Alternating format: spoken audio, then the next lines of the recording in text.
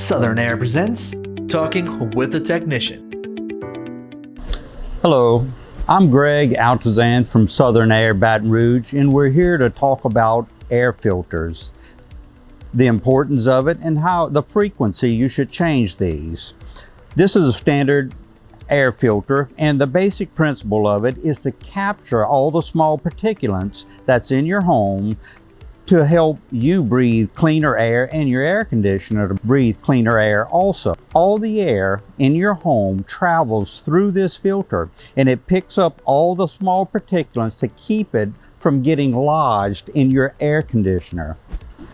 Take a look at this dirty air filter and just visualize air trying to get through all these particulates that's already lodged in this filter. It's very difficult and will shorten the life of your air conditioner, and you'll have dirtier air to breathe.